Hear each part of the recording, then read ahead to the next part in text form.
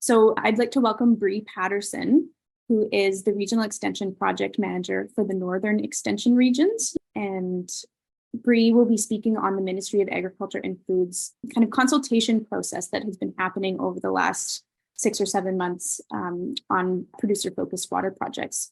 So in particular, Bree's going to go into the open houses and workshop process that facilitated the opportunity for producers to provide feedback on what kinds of projects and initiatives they'd like to see the Ministry of Agriculture undertake within the context of this new regional extension program.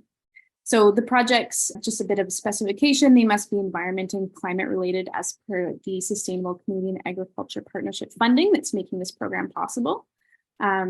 And no surprises, water was one of the key issues identified in all regions of the province. So Bree's going to cover the high-level producer-driven topics and project ideas that came up in all regions and that were collected in November 2023. So some nice recent, what we heard information coming from Bree.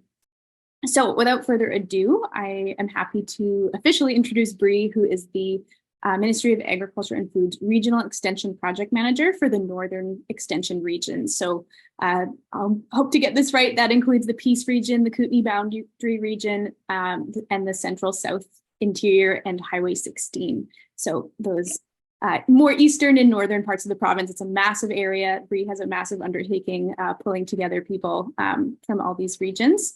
Bree has an extensive background in agricultural extension and science communication, and most recently came to the ministry after many years of working in beef, grain, and dairy sectors across Western Canada. So I'm happy to give the floor over to Bree. Welcome. Awesome. Thanks so much, Asha. And yeah, I am the Regional Extension Project Manager for the North, as Asha explained. And I have a lovely counterpart named Emma Strasnick who does the South portion. And that lucky duck gets the left-hand side of the province, and I get the rest of it as we explained. So she couldn't be here today. So this is a presentation on behalf of the two of us as the two Regional Extension Project Managers for this giant province we call British Columbia. So today we're going to talk about producer-focused water projects and what the discussions came about to us as government employees.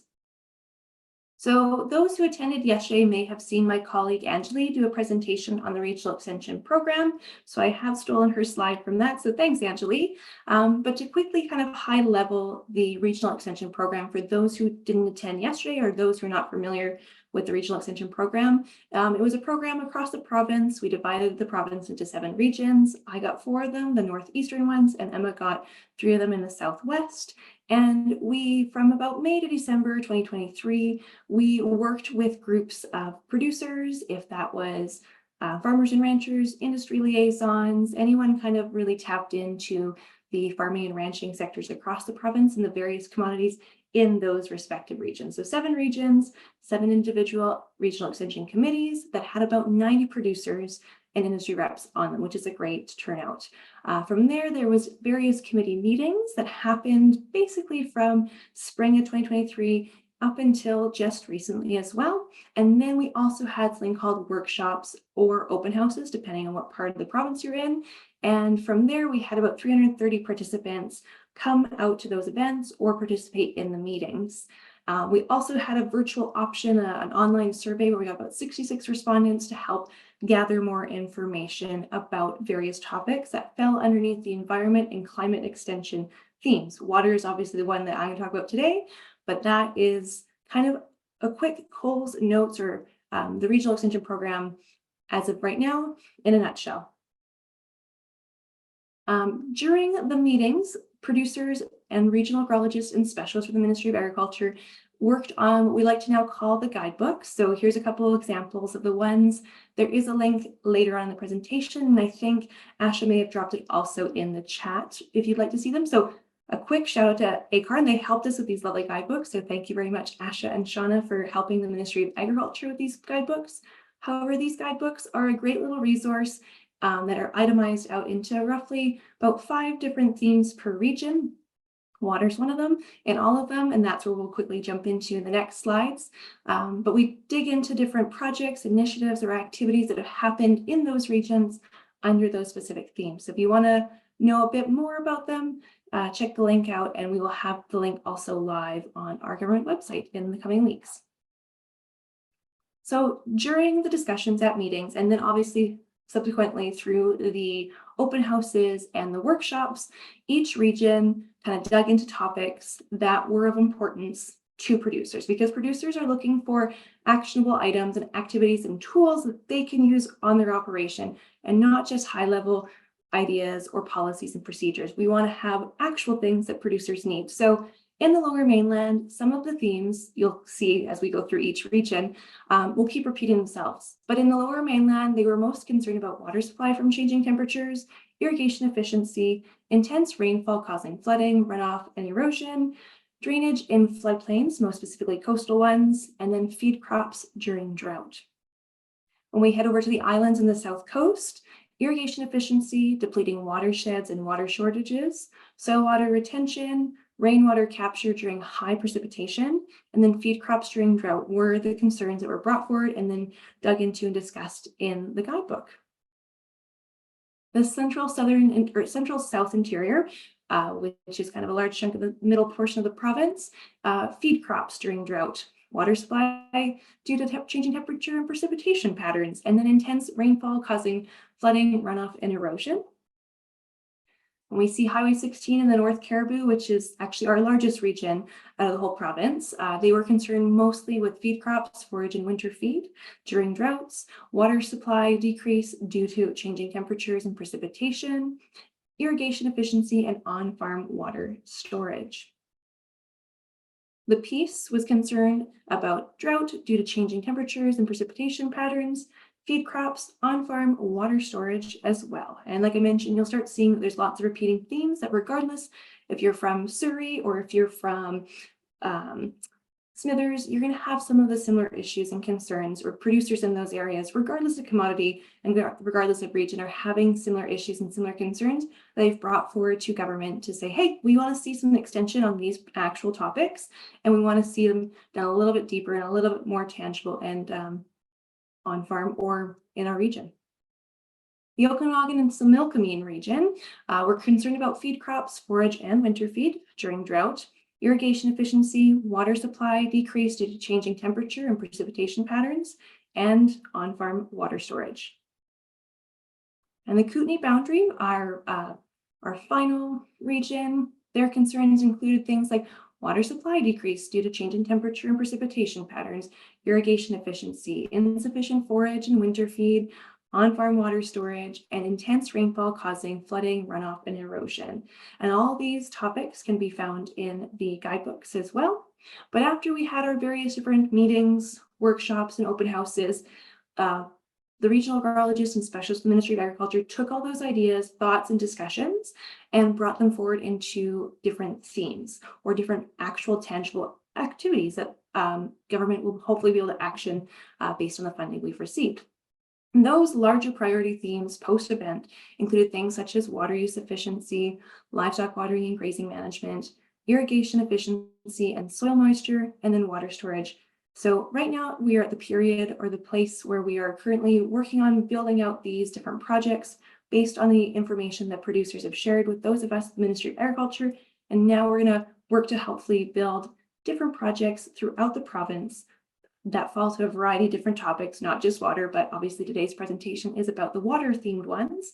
And hopefully we'll see these as actual tangible tools and initiatives that producers can use on their operations going forward to help managing their water concerns. So it was a really, really quick presentation and really high level, but if you need to have any more information, feel free to reach out to myself or Emma. There's our email addresses. And as mentioned, the guidebooks are currently active and linked online through our contractor VGN, and they will also be updated on our provincial government website. And I know they're also in the chat right now too. So with that, are there any questions? Thank you so much, Bree. I think it's great to have, a reminder that the compilation of priorities from farmers are happening, and that's directly informing what projects are going to be happening in the regional extension program. So I'm just going to invite our audience to type any questions you may have about any specific water projects that are presented for Bree in the chat. We have some time for a couple questions on this topic. And this may be especially useful for anyone who wasn't able to join us yesterday and hear about the Regional Extension Program. I'm happy to start us off, but I do encourage you folks to add some questions to the chat. So, Bree, I'm curious, based on those main themes, do you think that obviously all of those themes are important for all producers, but in your experience in the regions you're working in, do you see in one of those, or do you anticipate more projects happening on one of those themes in particular regions? For example, maybe in Highway 16, you'd see more emphasis on livestock watering and grazing management, for example? Yes, I think depending on the region, there'll definitely be some hot pocket topics. I know the one that came right to mind was the piece that's very concerned with on-farm water storage and how they can utilize that, if that's dugouts or most of the piece is not using for irrigation particularly versus southern portions of the province, but finding ways to be efficient. I remember one discussion in one of the meetings, and my apologies, all of my regions are trying to blend together in my brain with all different conversations we've had, but I do know producers were looking at effective ways to catch rainwater and use that in storage for things such as, say, spray water for those in the piece who would be utilizing high clearance sprayers and spraying out crops, all the way to utilizing it for like livestock watering as well. So I would say that, yes, there's definitely certain topics or certain projects that I see will probably be more focused regionally specific. But then a lot of these are just very large themes. And so that's where we're currently working, is figuring out which ones are large themes that need to have a more provincial action in scope, if that means a provincial-wide education day. I know we currently are doing a various different decoding drought and water irrigation workshops actively throughout the province in the last couple weeks and going forward into March, and I think even into April. So we're already actioning some of these topics across the province, but there may be ones that are completely specific that are only going to be demonstrated or showcased in one region. Does that answer your question? Yeah, absolutely. Thank you. We've got another question in the chat here asking, how is funding for extension projects being allocated? And I'm just going to say specifically for water, I know this is a wider program, but will there be differences in allocation by region or by theme, or perhaps by like concentration of farms? For sure. So that's a great question, and a question that is higher level than my job description in the ministry. So we do have higher senior leadership in the process of organizing how the funding is going to get split out and organized, specifically for water and water related themes. Right now, each region does have a pocket of money organized and set aside for their regional extension projects going forward. We're just in the process of organizing the budgets appropriately and carefully. So I don't have a strong answer besides that it is actively being worked on. And by actively, I mean like people are currently in meetings and we'll update those of us in the ministry as soon as possible. For sure. Thanks for your comment. And I expect, that funding allocation will really depend on when the project scoping happens, what projects, where they're happening, how much they're going to cost. So more to come on that. I'm sure that will be made transparent as more details of the program get released. Totally. We are like in the thick of organizing and reviewing and all that stuff. So I wish I had a stronger answer and not a high level fluffy one, but right now we're just in the process of trying to organize things and get budgeting out the door soon. For sure. Thank you. All right. And one last question in the chat here.